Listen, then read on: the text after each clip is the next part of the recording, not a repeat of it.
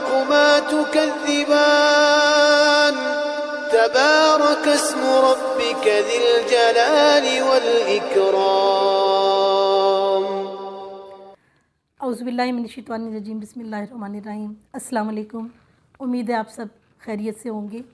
اس وقت ہم سورہ بقرہ کی پڑھ رہے ہیں آیات اور ان کا ترجمہ اور ان کی وضاحت۔ تو اس وقت ہم پڑھیں گے آیت نمبر 129۔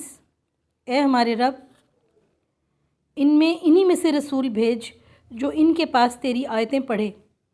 تو اس میں بتایا گیا ہے کہ اللہ تعالیٰ سے حضرت ابراہیم علیہ السلام نے یہ دعا کی کہ لوگوں میں انہی میں سے رسول بھیج۔ اللہ تعالیٰ نے دنیا میں 1,24,000 نبی بھیجے۔ ان نبیوں میں 313 رسول ہیں۔ رسول اور نبی کا فرق کے پر پہلے بھی بات ہوئی تھی۔ رسول وہ ہے جو صاحب شریعت ہے، اور انبیاء جو آتے رہے درمیان میں ایک رسول اور دوسرے کے درمیان، یہ وہ ہیں جو اپنی پچھلی شریعت پر ہی عمل کرتے ہیں، جو پچھلے رسولوں کی شریعت کا ہی احیاء کرتے ہیں، انہی کا پیغام دوبارہ پہنچاتے ہیں۔ تو رسول اور نبی میں مین فرق شریعت کا ہے کہ ہر رسول ایک نئی شریعت لے کے آتا ہے جو اللہ تعالیٰ وقت کے تقاضوں کے مطابق اس کو جو ہے آہستہ آہستہ ایک انسانی ارتقاء کی طرف لے جاتے ہوئے اس میں قوانین کی تبدیلی کرتا ہے کچھ نہ کچھ۔ تو یہ دعا کی حضرت ابراہیم علیہ السلام نے کہ اے اللہ، لوگوں میں جس طرح سے وہ ہیں، جس طرح کے ان کے مسائل ہیں، ان کے ساتھ رسول بھیج اور جو وہاں کے مسائل کو حل کریں۔ اور اللہ تعالیٰ نے اس دعا کو قبول کیا۔ اور ہمارے نبی حضرت محمد صلی اللہ علیہ وسلم کے بارے میں قرآن پاک میں ہے کہ ہم نے ان امی لوگوں میں سے ایک امی نبی کو پیدا کیا، یعنی جیسے لوگ تھے اسی طرح کے ان نبی کا کریکٹر تھا کہ پتہ چلے کہ وہ اللہ تعالیٰ نے ان کو انسانوں میں سے پیدا کیا۔ ہر نبی انسان ہے، لیکن وہ اللہ کا پیغام لا رہے ہیں۔ اللہ نے ان کو چن لیا ہے اور ان کو انسانوں کی بہتری کے لیے، ان کی تعلیم کے لیے ان جیسا ہی ایک انسان کو پیدا کیا ہے، تاکہ وہ ان کے مسائل کو فیس کرتے ہوئے اسی طرح کی لائف کو خود فیس کر رہا ہو اور وہ اس کی تعلیم دے، تاکہ لوگوں کو اثر ہو اور وہ پورا طریقہ زندگی سیکھ سکیں اور رسولوں کو اللہ کے شریک نہ ٹھہرائیں۔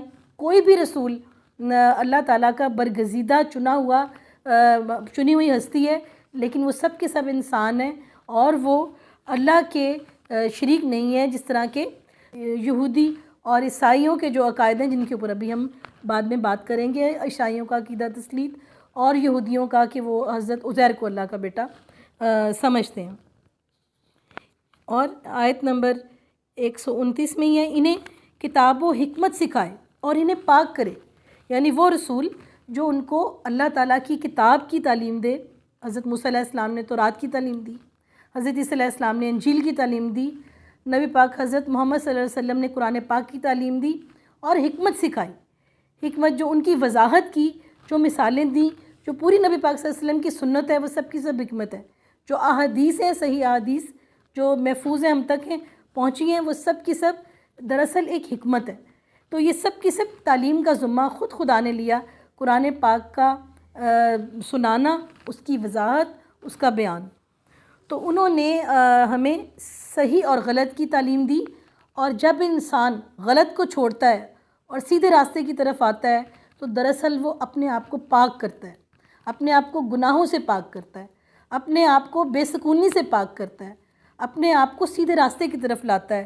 تو دراصل وہ اپنے آپ کو اس وقت جو ہے ایک بلندی کی طرف، فلاح کے راستے کی طرف، کامیابی کی طرف لے کر جاتا ہے۔ یقیناً تو غلبے والا اور حکمت والا ہے، اور یقیناً اللہ تعالیٰ ہی ہر چیز پر کنٹرول رکھتا ہے، اور اللہ تعالیٰ ہر چیز کی ایک مکمل پلاننگ رکھتا ہے۔ مثال کے طور پر اللہ تعالیٰ نے نبی پاک صلی اللہ علیہ وسلم کو امی پیدا کیا۔ اس وقت بدو تھے، وہاں کے بہت سارے لوگ پڑھ لکھ نہیں سکتے تھے، لیکن اہل کتاب پڑھ لکھ سکتے تھے، لیکن اللہ تعالیٰ نے ان کو امی پیدا کیا کیونکہ لوگوں کو یہ پتہ چل سکے کہ جو پڑھ لکھ نہیں سکتا وہ ایک کتاب کیسے لکھ سکتا ہے، اور وہ کتاب جس کی مثال چیلنج بھی کیا گیا تو کوئی پوری نہ کر سکا۔ جب سورہ کوثر کی 3 آیات کے بعد کفار کو یہ چیلنج کیا گیا کہ آپ اس جیسی 4تھی آیت بنا لیں کہ جن میں الفاظ کی ترتیب، ردم اور وہ سب کا سب برقرار ہو اور اسی طرح میننگ فل ہو، تو وہ ناکام ہو گئے۔ اور انہوں نے تسلیم کیا کہ یہ کلام الہی ہے۔ تو اس طرح سے جو ہے اللہ تعالیٰ نے ایک پوری پلاننگ اور حکمت کے ساتھ نبی پاک صلی اللہ علیہ وسلم کو اور اپنے باقی انبیاء کو پیدا کیا۔ تو اسی بات کا ذکر کہ ایک امی پر قرآن پاک نازل کیا، یہ باقی آسمانی کتابوں میں آلریڈی موجود تھا کہ اللہ تعالیٰ آخر میں اپنا کلام ایک امی، ایک ان پڑھ کے منہ میں ڈالے گا اور وہ اللہ تعالیٰ کی باتیں کرے گا۔ تو یہ ایک معجزہ ہے قرآن پاک کہ یہ ایسی ہستی پر نازل ہوا جو پڑھ لکھ نہیں سکتے، اور یہی کلام الہی ہونے کا ثبوت ہے قرآن پاک کے۔ آیت نمبر 130، دین ابراہیمی سے وہی بے رغبتی کرے گا جو شخص بے وقوف ہو، ہم نے تو اسے دنیا میں بھی برگزیدہ کیا تھا اور آخرت میں بھی وہ نیکوکاروں میں سے ہے۔ اس میں حضرت ابراہیم علیہ السلام کے بارے میں بات کی گئی ہے۔ تمام جو ہیں اہل کتاب مذاہب، یہ سب کے سب حضرت ابراہیم کی نسل سے آئے ہیں۔ حضرت ابراہیم علیہ السلام کے 2 بیٹے تھے، حضرت اسحاق اور حضرت اسماعیل علیہ السلام۔ حضرت اسحاق کی اولاد میں حضرت یعقوب ہوئے، ان سے پھر حضرت جو ہے یوسف علیہ السلام، ان سے پھر آگے حضرت داؤد علیہ السلام، ان کے بیٹے پھر حضرت موسیٰ علیہ السلام، اور انہی کی آگے سلسلے میں اور بہت سارے انبیاء، حضرت عزیر علیہ السلام، یہ سب کے سب اس میں، اور آخر میں حضرت عیسیٰ علیہ السلام بھی بنی اسرائیل حضرت اسحاق علیہ السلام کی جو ہے وہ نسل سے آئے، اور حضرت اسماعیل علیہ السلام کی نسل سے حضرت محمد صلی اللہ علیہ وسلم پیدا ہوئے۔ تو اس کا مطلب ہے کہ تمام مذاہب کے جو جد امجد ہیں، جو آباء و اجداد میں جو آتے ہیں، وہ مین حضرت ابراہیم علیہ السلام ہیں، اور ان کی سب عزت کرتے ہیں۔ تو بس وہی اللہ تعالیٰ اس آیت میں کہہ رہا ہے کہ جو لوگ حضرت ابراہیم علیہ السلام کو اپنے آباء و اجداد کی حیثیت دیتے ہیں، تو یہ بہت ہی افسوس کی بات ہے کہ وہ ان کے عقیدے پر نہیں چل رہے، کیونکہ حضرت ابراہیم علیہ السلام نے تو توحید کا ایک بات کی تھی۔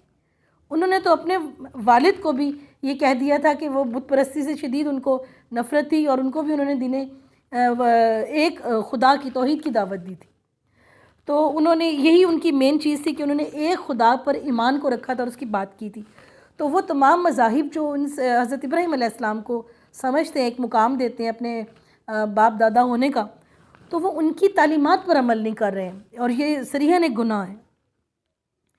اور اللہ تعالیٰ یہاں فرماتا ہے کہ یقیناً وہ جو عقیدہ تھا، یہ وہ بھی جانتے ہیں تمام کی تمام اہل کتاب کہ وہ برگزیدہ تھے، اور ہمیشہ آخرت میں بھی ان کا وہ مقام ہوگا، اور ان سے ہی ایک نصیحت لیتے ہوئے توحید پر رہنے کا سبق ہمیں سیکھنا چاہیے۔ جب کبھی بھی ان کے رب نے کہا فرما بردار ہو جا، انہوں نے کہا میں نے رب العالمین کی فرما برداری کی۔ جب کبھی بھی اللہ تعالیٰ نے حضرت ابراہیم علیہ السلام سے یہ کہا کہ فرما بردار ہو جاؤ، تو انہوں نے اللہ تعالیٰ کا ہر حکم مان لیا۔ اللہ تعالیٰ کے لیے، اللہ تعالیٰ کی تسلیم و رضا میں جب ایک ایمان کا ایک درجہ آ گیا، اللہ تعالیٰ کی تسلیم و رضا میں انہوں نے اپنے اولاد کی قربانی دے دی، اپنا وطن چھوڑ دیا، اپنا مال و دولت لٹا دیا، اپنی جان کی پرواہ نہ کی، خود اپنے آپ کو آگ میں انہوں نے ڈالنے سے ذرا بھی گریز نہ کیا۔ یعنی جان، مال، اولاد، مال و دولت، وطن، ہر چیز انہوں نے اللہ تعالیٰ کی محبت میں اور تسلیم و رضا میں بالکل پس پش ڈال دی۔ اور یہی اللہ تعالیٰ گواہی دے رہا ہے کہ انہوں نے کہا کہ میں نے رب العالمین کی فرما برداری کی۔